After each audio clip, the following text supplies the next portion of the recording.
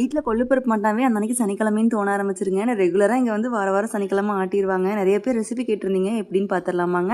அடுப்பில் ஒலை வச்ச உடனே நான் 1 டம்ளர் அளவுக்கு கொள்ளுப்பருப்பு எடுத்துருக்குறேங்க. 3 பேர் 2 வேளை சாப்பிட்ற கரெக்டாக இருக்கும்.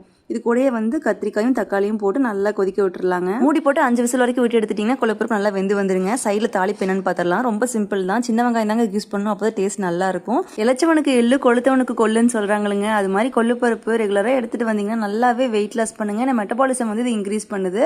அது மட்டும் இல்லாமல் சுகர் பேஷண்ட்ஸுக்குலாம் இதை அடிக்கடி எடுத்துக்கலாம். கிளைசிமிக் இண்டெக்ஸ் ரொம்பவே கம்மி. இதில் ஊற்றி வெங்காயம் நல்லா வதங்கினதுக்கப்புறம் வரமிளகா போட்டுக்குங்க. அதுக்கப்புறம் பூண்டு, அது கூடயே வந்து கருவேப்பிலை போட்டுட்டு நல்லா வதங்கினதுக்கப்புறம் கொஞ்சமாக சீரகம், கொஞ்சமாக கொத்தமல்லி போட்டால் போதுங்க. அப்புறம் ஆஃப் பண்ணிடலாம். இந்த பக்கம் கொள்ளுப்பருப்புமே சூப்பராக வெந்து வந்துருச்சு. இது கூட உப்பு மஞ்சத்தூள் போட்டு நம்ம தாளிச்சு வச்சுக்கிற தாளிப்பையும் ஆட் பண்ணிடுங்க. ஆட் பண்ணி ஒரு 5 நிமிஷம் கொதிச்சா போதுங்க. ஆஃப் பண்ணிடலாம். அதுக்கப்புறம் நல்லா ஆற விட்டுட்டு நம்ம ஆட்டி எடுத்தோம்னா சரி. கொள்ளுப்பருப்பில் சுண்டல் சாலட்லாம் செய்வாங்க. இருந்தாலுமே வந்து இது மாதிரி கொள்ளுப்பருப்பு ஆட்டி அதுக்குள்ள நெய் ஊற்றி கத்திரிக்காய் வச்சு சாப்பிடும்போது ஒரு டேஸ்ட்டே தனிதாங்க.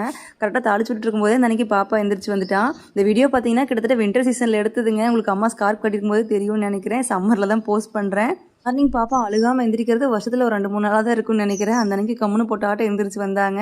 கொஞ்சம் ஆறுறதுக்காக கீழே இறக்கி ஃபேனை போட்டு விட்டோம். நல்லா ஆறிடுச்சுன்னா ஆட்டி எடுத்துடலாங்க. நீங்கள் செக்கில் தான் ஆட்டணும், இல்லை மிக்ஸி ஜாரில் கூட ஆட்டிக்கலாம். செக்கு இருந்தது அப்படின்னா இது மாதிரி ஆட்டிக்கோங்க. அதில் ருசியே தனியாக இருக்கும், சீக்கிரம் சளிச்சும் போகாது. அம்மி பற்றி டீட்டெயில் கேட்டிருந்தீங்க. இதெல்லாம் நான் பிறக்கிறதுக்கு முன்னாடி இருந்தே நம்ம வீட்டில் இருக்குதுங்க. ஒரே இடத்துல அப்படியே நம்ம சிமெண்ட்டில் பதிச்ச மாதிரி வச்சுட்டோம்னா ஈஸியாக இருக்குங்கிறக்காக அப்படியே செட் பண்ணியாச்சு. கொள்ளுப்பருப்பு வெயிலுக்கு சூடுன்னு நினைக்க வேண்டாங்க. இது வந்து வாரத்தில் ஒரு 2 நாள் தாராளமாக சேர்த்திக்கலாம். இது செய்யற அன்னைக்கு சொரக்காய், புடலங்காய், அது மாதிரி நீர்க்காய்கள் சேர்த்துக்கோங்க. தண்ணி நிறைய எடுத்துக்கோங்க, எந்த பிரச்சனையும் வராது. கொஞ்ச நாளைக்கு முன்னாடி ஈரோட்டில் சனிக்கிழமை ஆனால் எல்லாத்தோட வீட்லேயும் லஞ்ச் இதான் இருக்குன்னு சொல்லி போட்டிருந்தேங்க. அப்போ சேலம், நாமக்கல், கோயம்புத்தூர், திருப்பூர்னு எல்லாரும் சண்டைக்கு வந்துட்டாங்க. நம்ம ஊர்லேயும் இப்படி தான் இருக்கும் அப்படின்னு சொல்லி. யாருக்கு பிடிக்குமோ இது மாதிரி செஞ்சு சாப்பிட்டு பாருங்கள். அமிர்தம் மாதிரி இருக்கும். வீடியோ பிடிச்சிருந்தா லைக் பண்ணிக்கோங்க.